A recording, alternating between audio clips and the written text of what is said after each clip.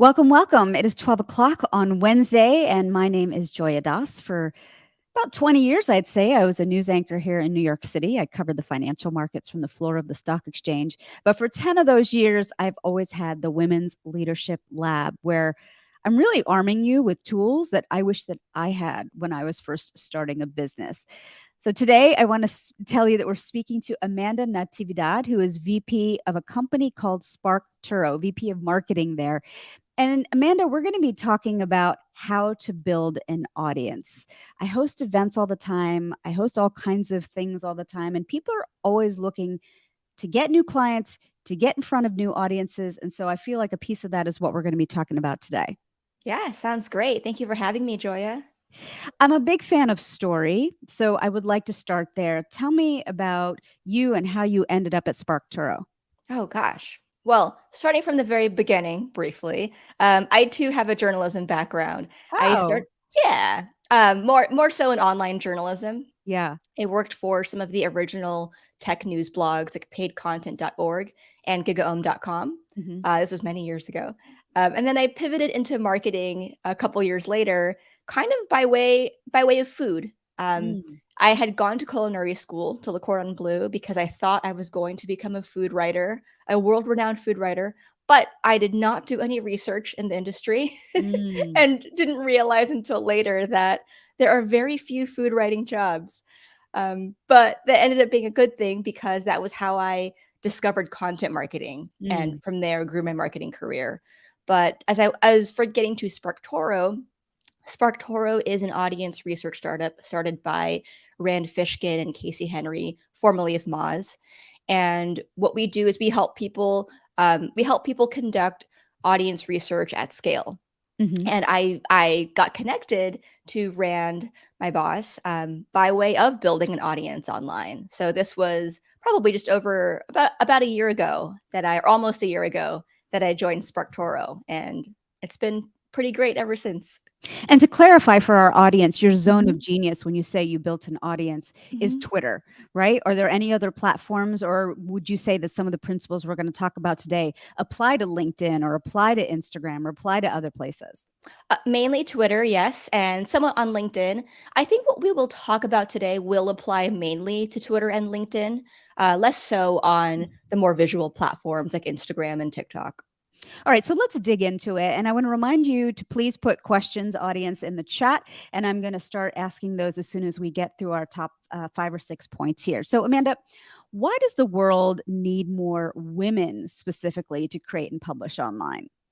Because we deserve and we need more representation. I think, and there will never be enough women creators or women thought leaders out there. I guess the way I see it is, and forgive me, this could be, also my own bubble, right? We all kind of have our own little bubbles or industries in which we work and exist. But I just feel like in the circles of marketing and technology, when people ask, or when you think about who are some of the people you pay attention to in this space, who are some of the Yeah. thought, for lack of a better term, thought leader, I would venture to guess that most of the time people are thinking of men. Mm. And now, does that mean there are more men creators than women creators? I don't know, right? I don't know how that actually shakes out. But I do feel like there is this feeling of it's as though there tend to be more men than women. And so I would love for more women to share their expertise, put themselves out there because we deserve that representation. When I think about, as you were saying that, when I think about the people I follow on Twitter, they are male. And I'll tell you why. It's that I am not a fluffy person. I'm very like black and white to the point, and I love people. The people that break through for me are very to the point. So I feel like there's a teaching moment here for women that want to be on the same level of the Justin Welches of the world or the Josh Spectors of the world that I'm following. How do they get on that key, or do they even want to? Do you even want to? That's a really great question because I'm not sure that they want to. I mean, I again, forgive me here, but Yeah. I if I were to speak in kind of broad generalizations, of course everybody is different, each unique person is different. But in broad generalizations, I tend to think that the way men and women use social media as a platform Hmm. is very different, right? I feel like very generally, men tend to use it for I'm going to build an audience, therefore I am going to talk about my expertise in this industry. I'm going to stick to that and then grow my audience from there. Pretty straightforward in a way. Hmm. Um, but I think when women are posting on social media, using that as a platform for their voice, I think women tend to not seek so much status as men do, but tend to seek community and connection. And I Mm. think when you're seeking community and connection, you don't think about, oh, I'm just going to tweet about my expertise. You think about, like, I'm going to tweet about the things that matter to me. It could be work one day, it could be family, it could be life, it could be health, it could be love. And I think that makes it such that when a complete stranger might find either of these online presences, male, men, women, whatever, um, and if somebody is start thinking, I really want to find people who tweet specifically about B2B software companies, Hmm. then I think they're more likely to find a man who is tweeting about that niche very regularly, right? So that person might think, oh, I'll follow this guy. He tweets about this often. Right. But it doesn't mean that there are no women in B2B software. It might just be that they are not as easily searchable in that specific way. Does that make sense? Yeah. But before I leave that topic, we're on Mhm. LinkedIn, obviously. So, how does that translate to LinkedIn? Someone yesterday said that they needed more information on the medical drone space, and they didn't want somebody who's a drone playing in the medical space. They wanted a medical professional who's experimenting with drones, right? A very Mhm. specific niche. She's like, so who do I connect to? And somebody else said, well, I would recommend following people on LinkedIn because people will comment and you'll start to get into the universe. So, Mhm. translate what you just said to LinkedIn. Yeah. So for LinkedIn, I think LinkedIn in particular is a very unique opportunity for all types of creators because for one, it is the only social platform where you can find people based on their job industry, job title, and location. Right? It's the only social network where we know where people are putting their job titles willfully. And so you can find people based on that. So there's that. And there's also still greater demand for content than there is supply of content. And so Mm. what that means for creators is that your content ultimately has a longer shelf life. So if you're posting about something, more likely than not, that post will continue to get engagement for maybe a week, maybe 2 weeks. On Mhm. Twitter, that kind of engagement, if you're lucky, like if something goes viral, it might last a week. But the average tweet, the shelf life is maybe like 24 to 36 hours. Right. The other thing I would say about LinkedIn is what's also unique about it as a social media platform is you start out with more of a built-in audience, right? Mhm. So when you start on Twitter, the following is asynchronous, right? You can join Twitter and have 0 followers, and you could be following tons and tons of people.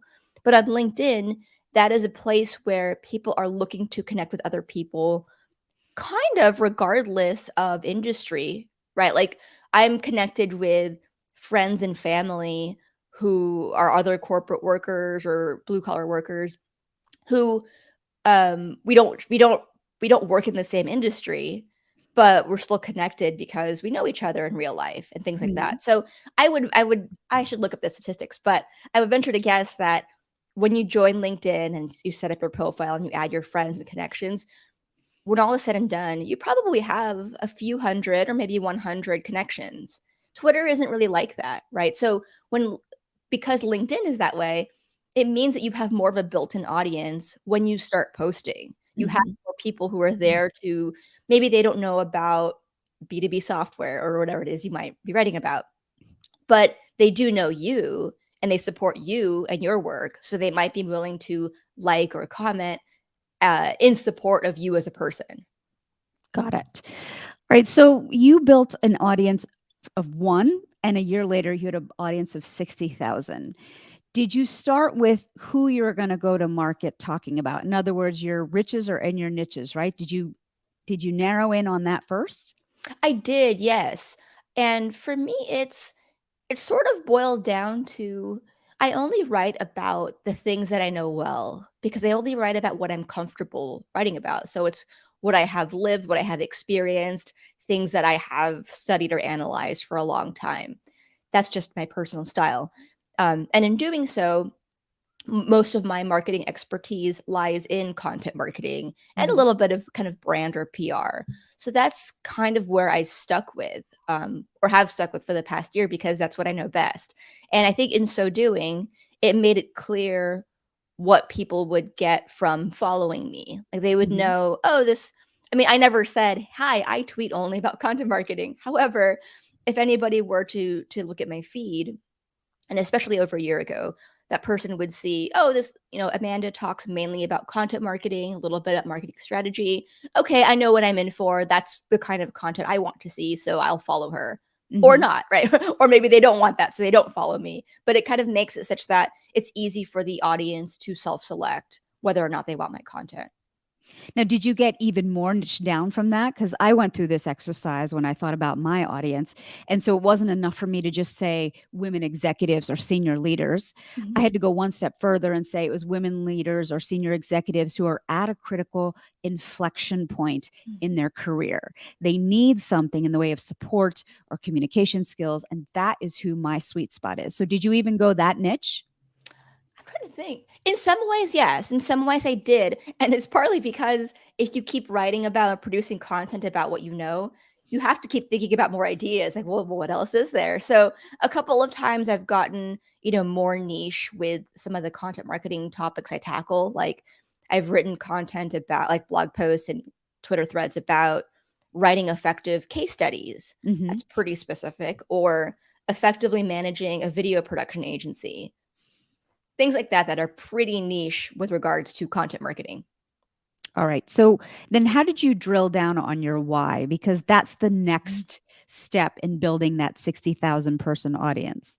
Yeah, so I mean, I guess I had one first false start with audience building, and it was I had joined an SEO and content creation agency called Growth Machine. Hmm. And the founder of the company, Nat Eliason, was the face of the brand. He had built his audience over the years, and then started his own agency. And so people who knew Growth Machine knew Nat.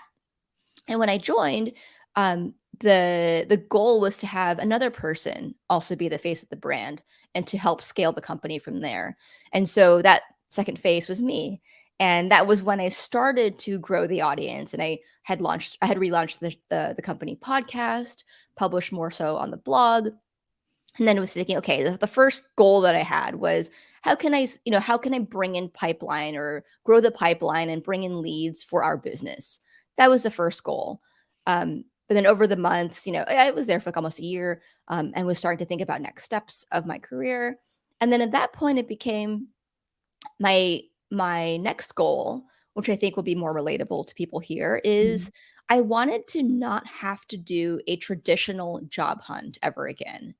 I Mm. had over the years of my career, I'd experienced, you know, choosing fun employment, right? When I was in a career pivot, I've been laid off, furloughed, or even just miserable in a job where I wanted to move on to the next thing, but wasn't really equipped to be in a position of power to just choose my next job. So what I Hmm. wanted to create for myself was I wanted to create some personal leverage and create more opportunity for myself so that whatever I do next in my career, I can more so choose it versus, you know, uploading my resume into a job portal and crossing my fingers. Yeah. So that was your why. Mhm. But what was your process of getting down to that? Or did you just share that with me already? Yeah, well, the process was then it became, it was being a lot more purposeful with what I was posting on Twitter. Hmm. And by that I just mean I really came to think of Twitter or posting there as my water cooler at work. Hmm. Um, and I say that because what I mean there is I don't mean that I only talked about marketing. It wasn't that. It was I saw it as this is my water cooler of other marketer or where I can talk to other marketers about marketing, work, corporate life, things like that, things related to work. And so I was able to really bring my whole person self to that. And, I tweeted and still do mainly about marketing, a little bit about tech, working at a tech startup, but also, funny anecdotes from being a mom, having a Yeah. kid, having a toddler. I think I hear one in the Do you background. hear? Yeah. Dang it, be quiet. But, It's not in tweet. my house, I know that much. Hopefully he's quiet now. But yeah, so I, tweeting about having a toddler, tweeting about cooking because I'm still passionate about food, and some of these things that are more reflective of who I am as a person. And these are all things that I would be comfortable sharing in a workplace. So I think a key thing here is that when you're building a personal or building a following, it isn't about just only tweeting about your expertise and only that. You could bring in your other interests or your other passions too. It's sort of like what you would talk about comfortably at work during lunch with your coworkers. Right. All right. So I laid out a strategy for one of my mastermind members like yesterday. And I said, I think that when you're first starting out, let's just say ground zero, you maybe have to post 2 to 3 times a day. Do you think Mhm. that that thesis holds? And folks, I would love for you to start putting your questions in the chat. I'm going to definitely ask them to Amanda as soon as we get through these points. But I'm going to start looking out for those too. So yeah, Mhm. what's the cadence at which you typically would suggest people posting either on LinkedIn or on Mhm. Twitter? Um, I post daily or so, once a day, but I do think 2 to 3 times a day works too. I know Mhm. that there's some people even recommend posting 7 times per day and kind of seeing what sticks. Um, the way I see it is I try to focus on very high signal to noise. And Mm. so I'll take the time to spend an extra 10 minutes or so drafting a single tweet, just making sure it's, phrased clearly, doesn't have typos ideally, and things like that. Um, and what I think if someone is, wanting to grow their community and grow their following, I think it's also important to spend time leaving comments on other people's tweets or LinkedIn posts. So Yeah. the way I kind of see it is like, LinkedIn and Twitter, I see it as a sort of, it's like a big party, right? Mhm. When you arrive at someone's party, you don't just walk in and start shouting over everyone and saying, "Here are the things I want to talk about." You kind of join some like smaller conversations, you introduce yourself, you contribute to those conversations. And then as you feel more comfortable and as things feel more relevant, then you start creating your own conversations and people join yours. That's kind of how I see it. Yeah. So I would say, um, I post daily on Twitter. Sometimes I skip weekends because I take a break on weekends. And then for LinkedIn, I think daily is ideal. But because content has that longer shelf life there, I think even a couple times per week is also good. Now, when it comes to the commenting piece, how Mhm. long would you spend? I read somewhere that some person spends 1 hour every day adding value to your point about the party, Mhm. walking into circles where there's conversation already underway and starting to add value there. And then Mhm. eventually you're seen as the nucleus of a certain kind of knowledge. So people will start to come to you. But how much time would you recommend spending on engagement and adding value in that way each day? Hmm. It's hard to put a specific time limit on it, but I would say spend at least twice as much time commenting as you do creating your own Mm. original posts. And why is that? I Mhm. think that that piece is lost on a lot of people. Yeah. So even one way to look at it, you could look at it as an impressions or numbers game, where if you are still growing your social media following, and maybe you don't have a ton of followers yet, then that means that you're not going to get a lot of impressions on your content because Mhm. there aren't a lot of people following you. But if you comment on other people's tweets, that's sort of a way to increase your impressions at scale, right? You Mhm. could comment on one person's tweet and that person has 1,000 followers. Okay, that could be theoretically 1,000 people who would see your reply. Or you can comment on the tweet of somebody with 50,000 followers, 100,000 followers. Um, I don't think too deeply into how many followers someone else has, but I think about it as, okay, here are potentially unique or discrete new people to who can be reached by my message. So that's kind of how I would think about that, Mhm. and think about it as like you could look at it as a boost impressions game, and you boost your impressions by getting seen in other conversations versus only being on your own profile. And when you comment on somebody else's LinkedIn, just to Mhm. bring it back to the LinkedIn platform, you're going to see, not only is your audience going to see that, but their audience is going to see that. And so it's a little bit of 2 for 1. Exactly. All right, I want to go back to the building of this to 60,000. You had to redefine your audience building goals. What does that mean? Um, I mean, for when I first started out, it was, I was an employee at a company and was thinking more so about company goals. Mhm. And then as that kind of evolved, or as, I kind of grew in the sort of audience building function, I started to also think about, well, what do I want out of this? Because it hadn't really occurred to me to think about what I would personally want from it. And that Mhm. was kind of how I got to my personal why. Like, what is all this for? And what does this lead up to? And so then it became, I just want to empower myself with my career. Mhm. And that became the new North Star. Um, I think, and that was, how in doing that, that was how I got to know Rand Fishkin, my current boss. He followed me back on Twitter. I was thrilled and mortified that now he was seeing my tweets. But then from there, we became friends in real life, and then I ended up joining SparkToro, and in a very untraditional kind of way. And it was an experience. It has been an experience that I'm very grateful for.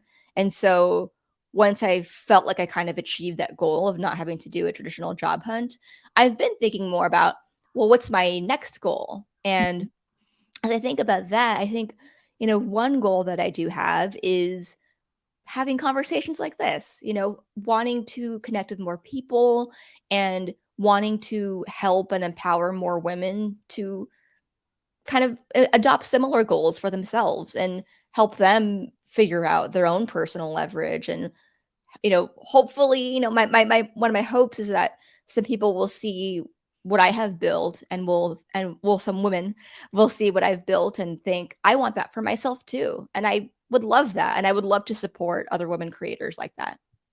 Folks, I want to encourage you to put your questions in the chat. I'm going to be asking Amanda. Amanda's going to be taking your questions live as soon as we finish our conversation here. So, when you think about the when I think about where I see women get really tripped up is like, oh my God, creating content every day, that's such a heavy lift. There's an argument that you can sit down in one sitting and batch create content for a month, a Mhm. week, 2 weeks. So, how do you define and create your content strategy? Yeah. So I have done that before. I think I was doing that about a year ago. I was drafting some content, doing it week over week. So like on Fridays or so, I would draft the following week's content. So one tweet per day, and or one Twitter thread per week. Mhm. And that was kind of how I managed that. Um, and that kind of helped me think about, okay, cool. So the kind of content buckets that I'm going to talk about are content marketing/marketing. That's the main one. Um, Corporate life or people management, like company culture stuff, and then fun stuff like family/food. So the main content was the marketing content. So I'd Mhm. focus on that. And then maybe on the weekend I would post, a fun anecdote about my parents or things like that.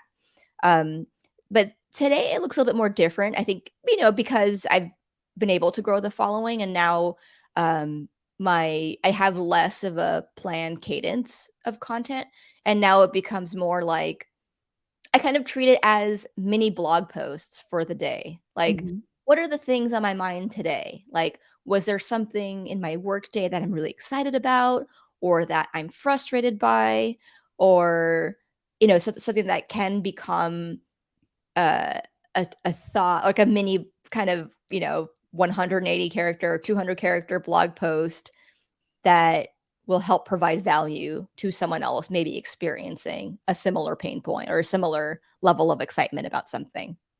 So, do you still sit down on a Friday and map out your strategy for the week, or is it more ad hoc? It's more ad hoc, but what I will do is if I have an idea for something, I will go ahead and draft it and probably just leave it in my Twitter drafts. And Mm. I'll just get the thought out there, even if it's not fully fleshed out. I just start it there. And then I kind of leave it be for a little while, like just to half forget about it so that like I can come back to it in the next day or a couple days or a couple weeks from then and revisit the thought with a fresh perspective after having some distance from it. So it does help to just write out my ideas and save them somewhere and Mhm. then just come back to it later. And, maybe I refine the thought and publish, or I just delete it because the moment has passed. Yeah.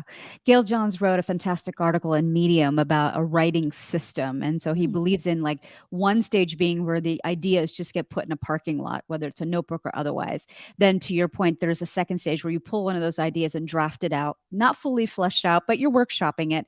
And then the third sort of activity is, and it's not all in the one same sitting, that you are revising it so that you put it out to the world.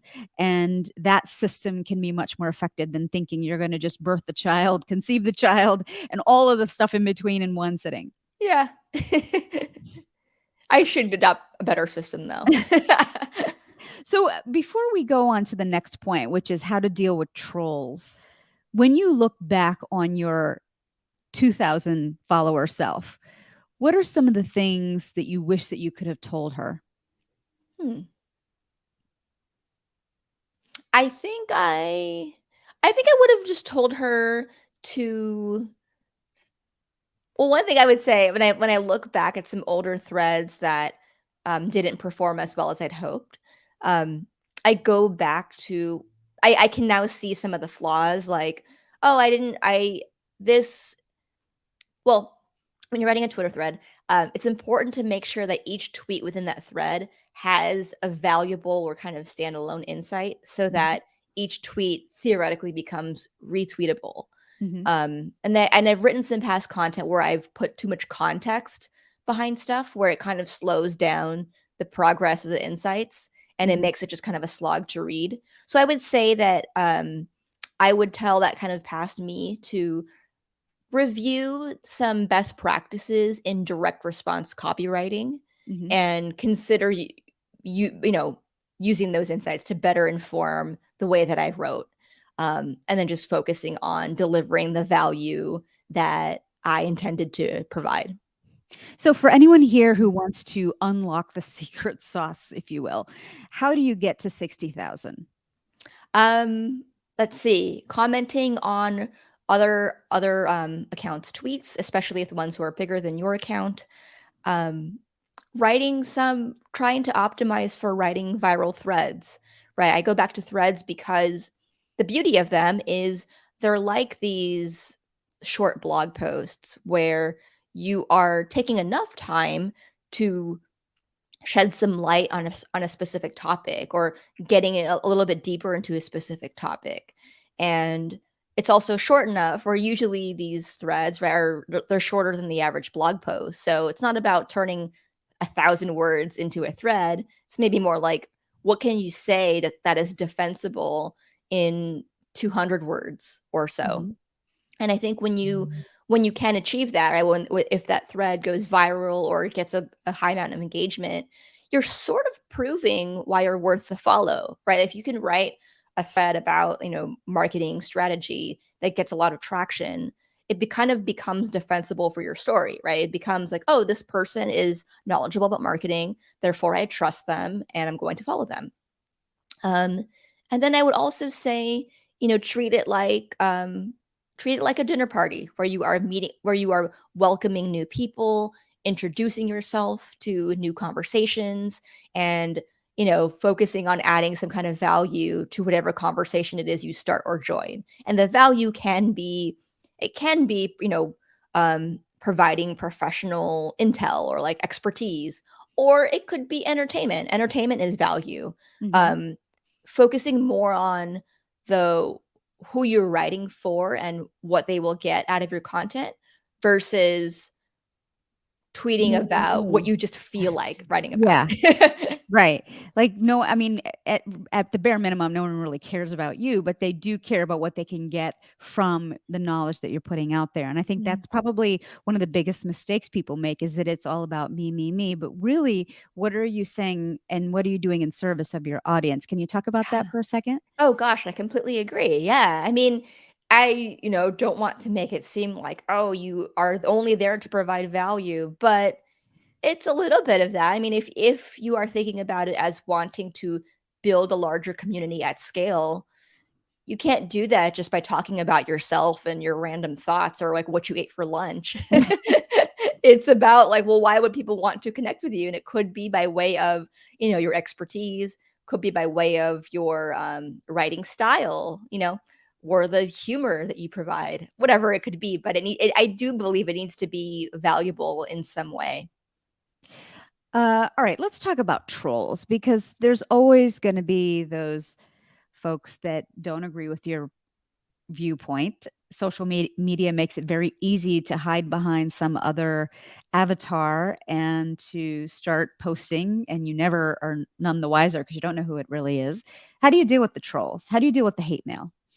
I mean, one thing I'll say is I think because I have focused on writing about what I know well and what I have experienced and, the things that I've studied for a long time, I don't see trolls too often.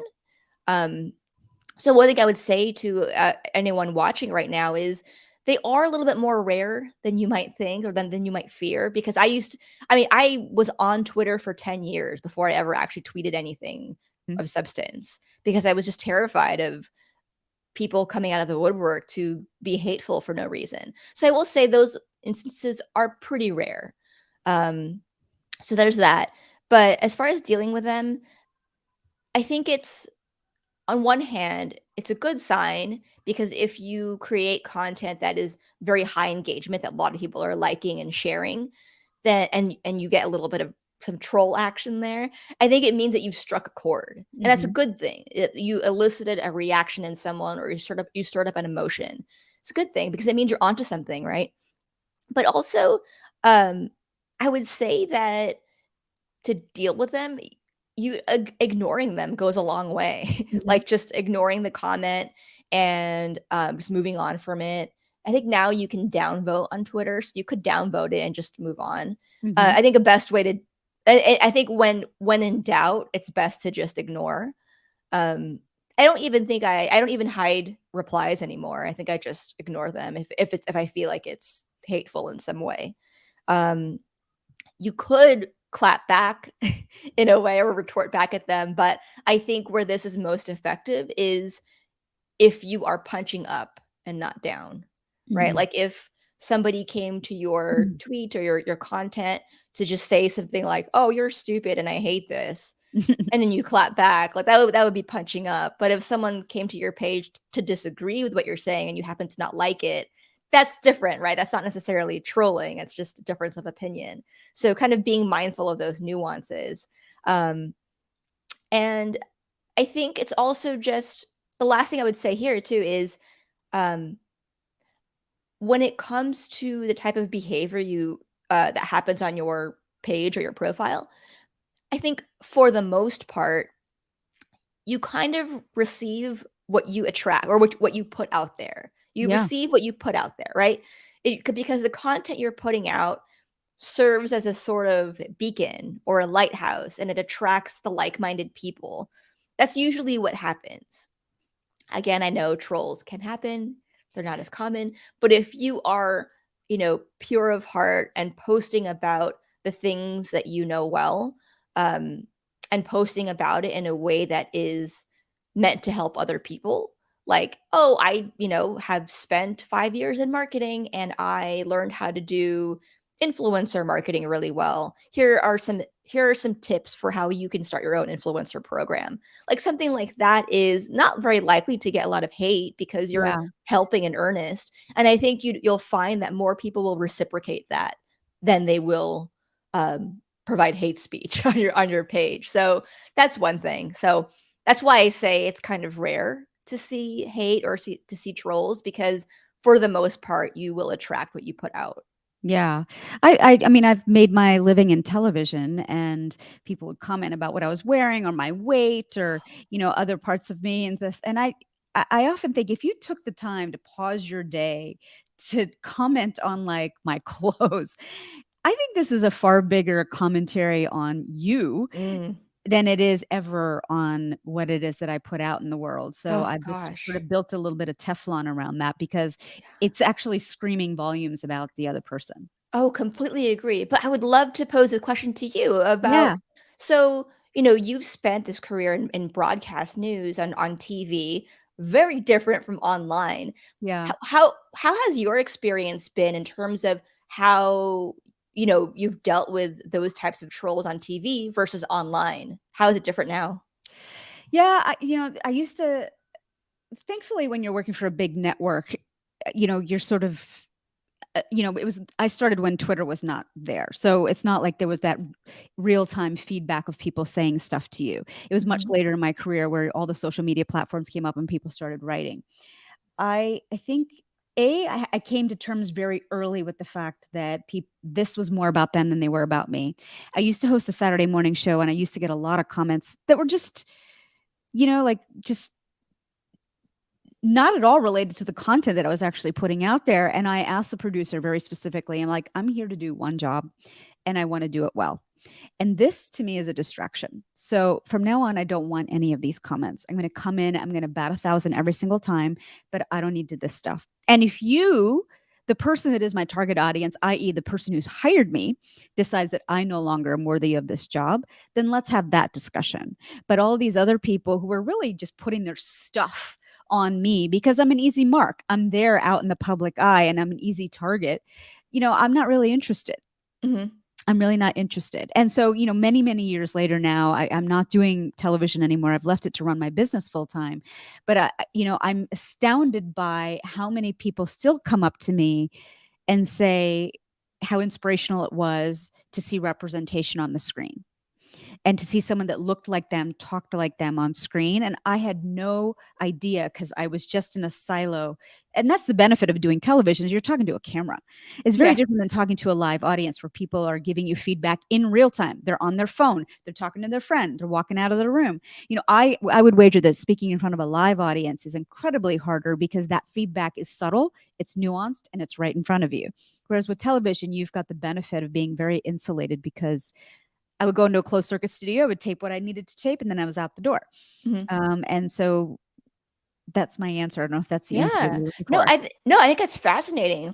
I think the other thing is what's also interesting about, TV versus the sort of internet niches in which I am in, right? Yeah, Is, when you're on TV, any random person is watching you, random person from any walk of life. They're watching you, they're reacting to what they see. They are like they probably have a cuckoo attitude about how to treat people. right, But I think when you are playing in an internet niche, right? Where like in my case of like content marketing, I'm talking to other content marketers or small business leaders, and those are pretty specific audiences. yeah, And I people who see my content are not likely to be the random average American Joe who's like, "Oh, what's this? I hate it." Because they right, they just they just don't see my content. And I right, think that's why when I say like I think trolling is pretty rare, it's because when we are talking about our specific things in our industries, we're just not likely to attract um the average common denominator person, right? We're more right. likely to attract other people like us in some capacity who, even if they don't like what we have to say, they're probably more likely to just move on and keep Right. scrolling. I remember seeing statistics where they Mhm. ranked like the IQ level of people that are engaging in different platforms, and Facebook, unfortunately, was at the lowest. And then there was Instagram, and then there was LinkedIn, and the smartest people are on Twitter. Oh, And this is just interesting. the numbers don't lie, right? But IQ level, like Twitter and LinkedIn were the highest ranking. Hmm. Zeal Shah asks, what do you recommend for those that often get analysis paralysis when they're about to post something? They're essentially getting the equivalent of stage fright. Yeah. Um, I would say if your audience is still on the smaller side, one way to look at that is if you just tweet or if you just publish what you set out to say, just do it. You could make the case that if people don't see it, then they don't see it, and there's nothing to be afraid of. Like if it doesn't hit, um, you're not going to get people saying, "Oh, this is horrible and I hate this." More likely, you're just going to get people who don't notice it or who don't see it, which is a lot less scary than fielding, more inflammatory responses. So I would say to just go for it. As long as you are saying what you believe is true, like you're from your own lived experience or what you've experienced or what you've studied, it's defensible in of itself, and you should go for it. I have a YouTube channel and I work with an SEO person who kind of explained to me how he went from 1 to 2,000 and then he went from 2 to 10,000 and then he went from 10 to 20,000. Mm. And he laid it out that there was a different strategy at each of those benchmarks. Would you argue that that's the same for you as you went from 20,000 to 40,000 to 60,000? Oh, that's super interesting. I think so, but I think everybody's different. I think there are some people who, as their audience grows, they still stick with the script of, "I'm just going to tweet about my niche." However, an issue with doing that is you could grow your following to like 100,000 people and who all whom want, that specific expertise from you, your expertise about, Web3 related content. I don't know, right?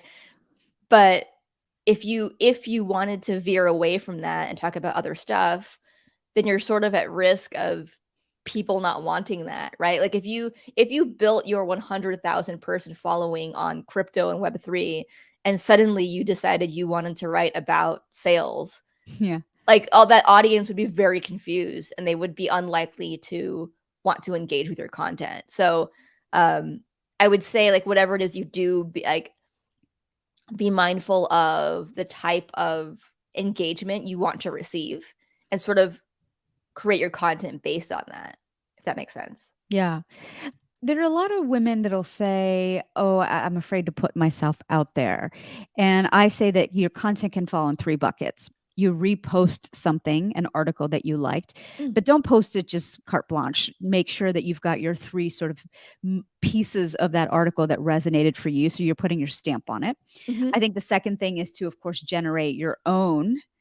And then there's, the elite level where you're doing this, right? Where we're doing interviews like this, generating our own content both on video and audio.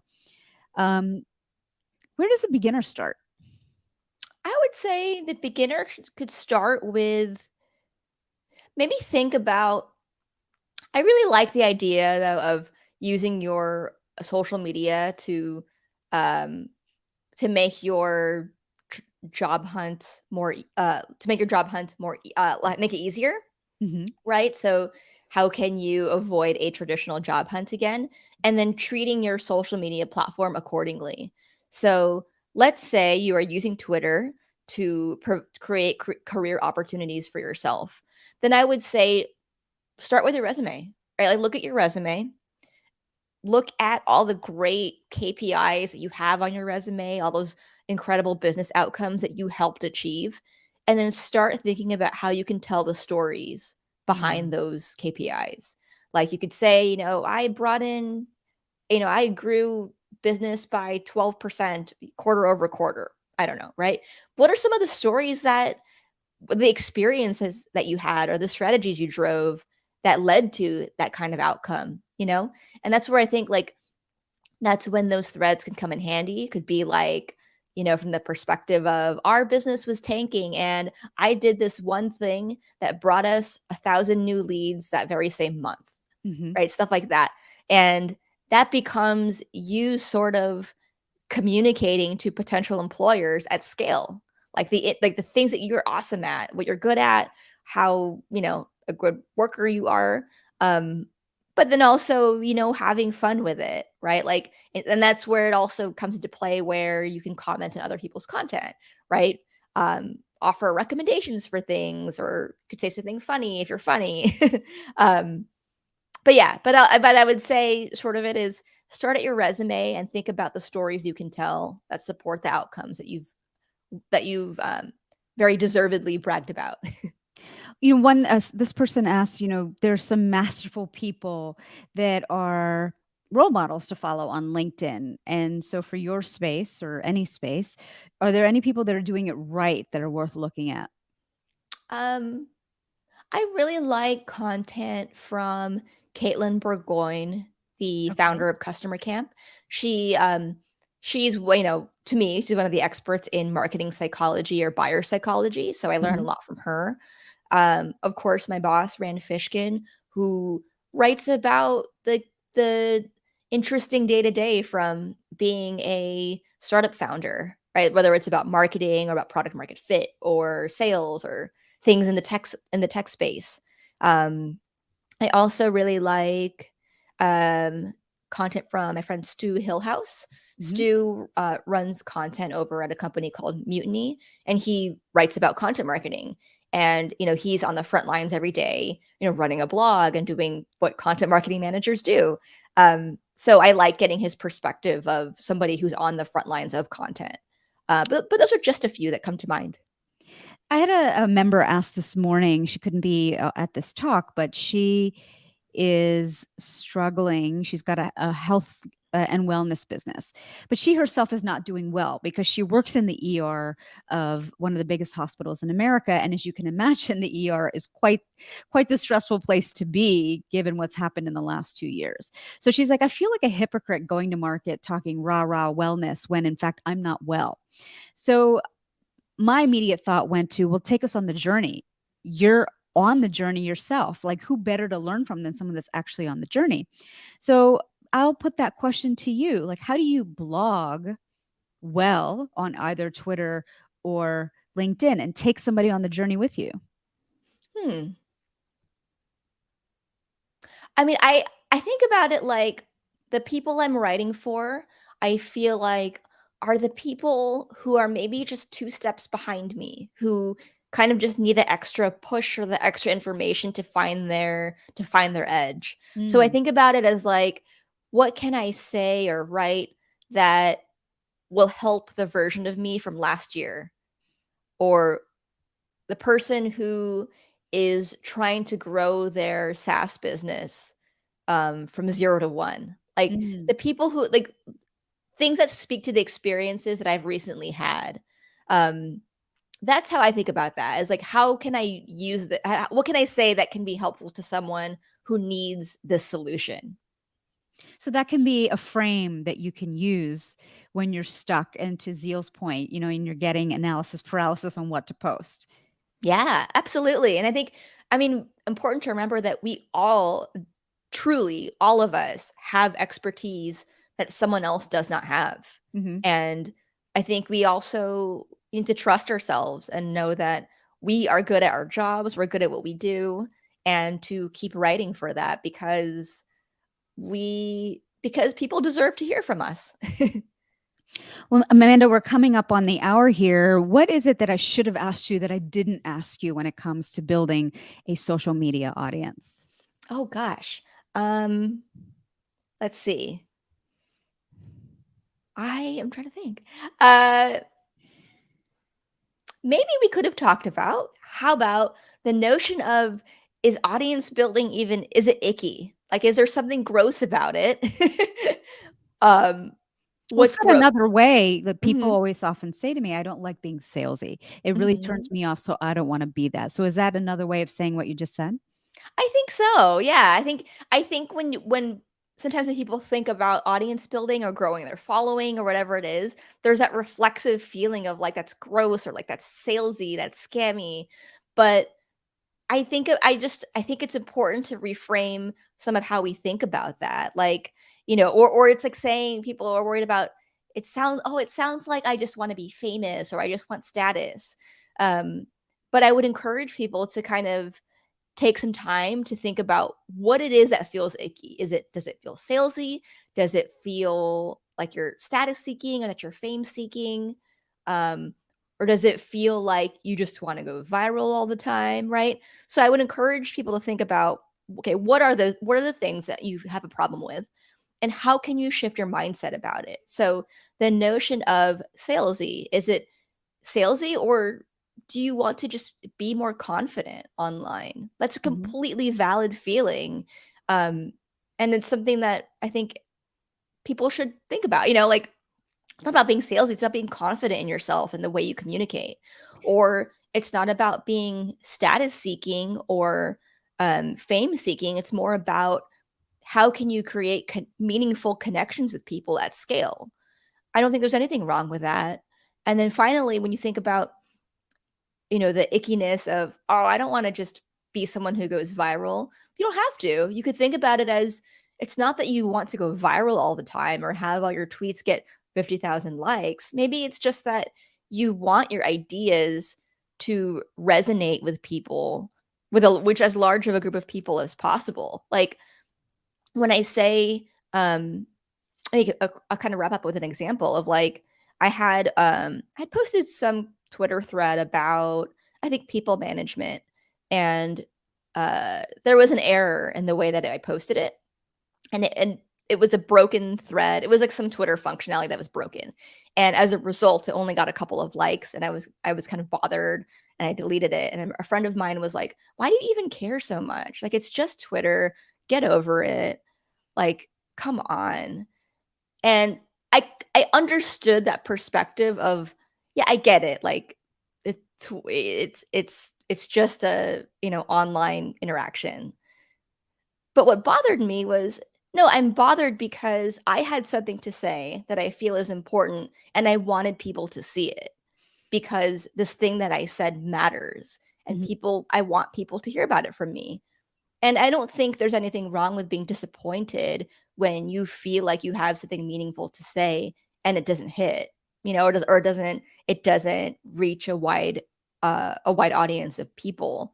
Now, don't get too down about it, I would say. But I don't think there's anything wrong with wanting your ideas to find people. Mm-hmm. I like what you said. It's sharing your ideas and doing it at scale. Mhm. And I actually often say to my students who have a master class is that if you can flip the paradigm from boasting to educating, what's up here is coming out here and really be in service. I think that's the paradigm shift that most people don't see. Yeah, absolutely. What is a question you want to ask me before we wrap up? Oh my gosh. Um, is there anything you miss about being in working in television or in broadcast? I still get pulled in from time to time to do it. I Yeah. haven't dropped it completely. I do Mhm. not miss getting up at 2:30 in the morning Oh, yeah. because that was all through my 20s and 30s, and that is very hard living in a place like New York City, having to go to bed early. I think it's perfect if you have children, you're going to bed at 7. But I think there's a great adrenaline rush that comes with the performance aspect of television. Mm. I truly love business news because everyone's always going to care about their money. And I was specifically interested in the science and the technology that went into explaining it, which is why I chose that. And so for me, I loved that every day I got to talk about stuff I cared about, but I Mhm. also wrote everything I said. And that was truly the deal breaker, is that I got to write in service of others. And the bonus was that I got to deliver it. Once I started doing morning TV, of course, so much of that is chat. And you just get to chat in the way that you and I are chatting right now. And you get to do that at scale. So I Mhm. think that that piece is missing, but I'm doing that in my own way. And now I own the entire ecosystem and I can build my own following, which is what, a lot of people, and they're like, well, how can I get on TV? I'm like, all the tools that you need today to build a Mhm. following and are produced, through your phone. You need somebody in an ivory tower deeming you worthy of being on any kind of channel. You can build that own following and the media will come find you. So I think there's real proof of concept, and the power struggles have really been put in our own hands. It's about how much you're going to show up and how consistent you're going to be. Oh, absolutely. That's the other thing too with doing this online for yourself. It becomes like you it kind of all rests on you, right? How consistent will you be? How prolific will you be? It kind of comes down to, what are you willing to do? Right. Amanda, if people want to work with you, what is the best way for them to get in touch with you? Best way to get in touch with me is through Twitter. I'm on Twitter as at Amanda Nat. I also have a personal site and newsletter at amandanat.com. So, So I'm going to yeah. put that up here just for everyone's benefit. It's Amanda Nat. Is that right? Yes, that's correct. Okay. So it's this. Yes, Awesome. And that's on Twitter. That's on Twitter. All right. And if anyone wants to get in touch with me, I run the Women's Leadership Lab. I have a mastermind for women leaders who are at that critical inflection point and they need the support, the accountability, the group around it to get to their goals. And you can always email me at joya@joyadas.com. Amanda, this has been great. We went 55 minutes and I don't even think we got through all the questions. This was so much fun. Thank you for having me, Joya. This was great. Enjoy the sunshine today and we'll see you soon. All right. See you soon. Bye. Bye.